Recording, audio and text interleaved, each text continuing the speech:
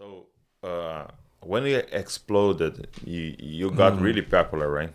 A lot of Yeah. people start to knowing your Yeah. name. Yeah. Now you have this amount of money coming because Yes. of the Yes. book Yes. selling. Yes. My question is, what do you do, or what have you done Yeah. to not let yourself be drawn to this kind of popularity and lose the ministry and lose your life Good. with God? Good. No, Because we're seeing like that's great. a lot of leaders falling. Yeah. Yeah. Well, let me address the money first because that one's easy. Okay. The year before I wrote Crazy Love, I had prayed to the Lord, and I was pastoring, and I'm like, God, I don't understand these rich people. Why do they spend so much on themselves if they believe in eternity? Okay. Like they could be saving people's lives. People are starving to death. And I said, God, why don't you make new rich people in the church? Good. People that actually live for eternity, and not just give 5%, of their millions and millions of dollars to the church. And then I also said, God, and if you ever gave me money, if you ever made me rich, I would give it away. And so the next year when the book comes out and everyone's buying it, and suddenly the publisher's saying, you might make millions of dollars. I'm like, what? I told my wife immediately, I prayed this prayer. I said, we are not taking any of this money. We are giving it all away. And so I immediately signed off all the royalties so that I couldn't touch it. Okay. And said, let's put it in a donor advised fund so it can only go to charities. If I wanted to buy, go to the churrascaria, with that money, I can't. I can't Okay. get to it. It can only go to, ministries. And so the money's been good. But did you think about the prayer you did? Yeah. Or, Oh, yeah. or did you think about also like, I don't want to lose my heart? I think it was the prayer, but my prayer to God was, God, if you ever made me rich, I would give it all away because I'm so happy with you. I can't imagine being happier. So all money would do is possibly distract me. I got it. And, but I can't imagine it making me any happier. I want to show the world that money doesn't affect me because I'm so in love with you. Okay. And it's one thing to say it. It's another thing to let go of it. Or it's one thing to not have it. Yeah. And say, if I was rich, I would give it all away. It's another thing to become rich and actually live it out. And so money was not as much of an issue because I just knew this was of the Lord.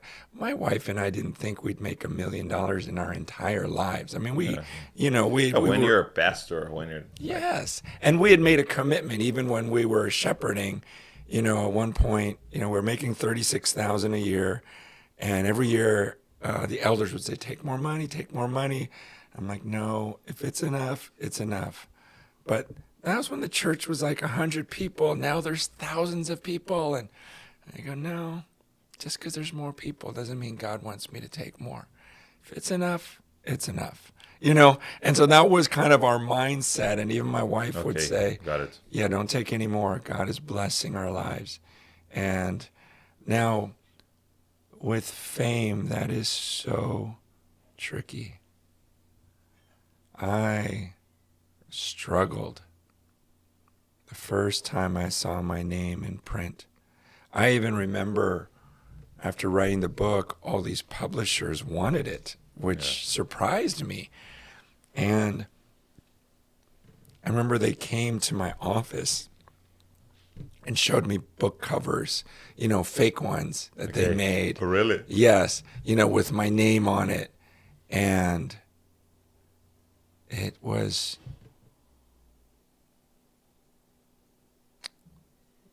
very sinful. My heart was disgusting. When I saw my name in print, there was such an excitement in my heart that I wouldn't show everyone else. But in my heart, I thought, wow, my name is on a book. And again, that was a different day. You didn't get your name on a book. You couldn't just, do what you do today. Just go online and put your name on the cover. So that wrestle went on. There'd be times when I was very strong and repentant, and other times where the enemy deceived me and maybe I thought I was being humble. But then when I get alone with God, he would reveal my heart to me and just show me how evil I was, how self-centered I was becoming, how much I enjoyed the glory. I remember one conference specifically I was at, they had posters with my face everywhere. Every seat had a magazine, and the front cover was just my face, And the moment I walked in, I could hear them talking about me. And during worship, I still remember the worship leader. I still remember the song. It was an old hymn, Great is Thy Faithfulness. I don't know if they sing that in Brazil. Great is Thy Faithfulness. I don't know why it hit me so hard. God just revealed everything to me.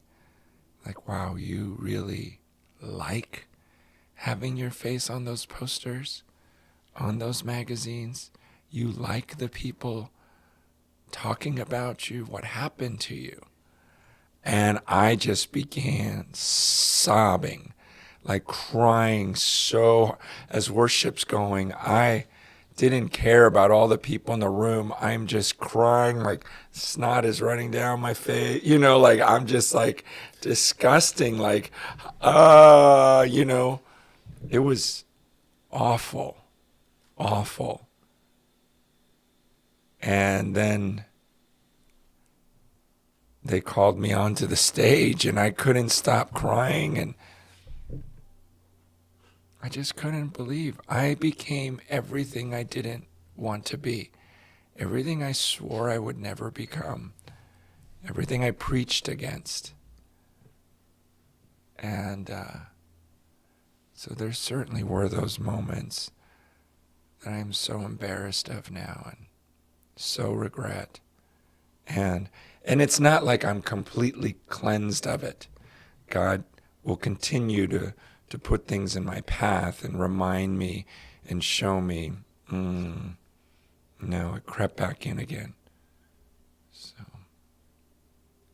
it's still a fight. I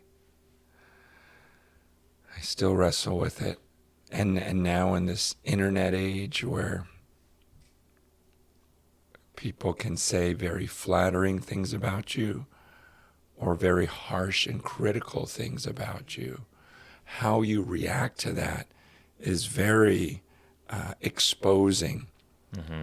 Like, I get criticized every day. There's articles written that mostly are not true, but the fact that when they bother me so much, God's saying, why does that bother you so much?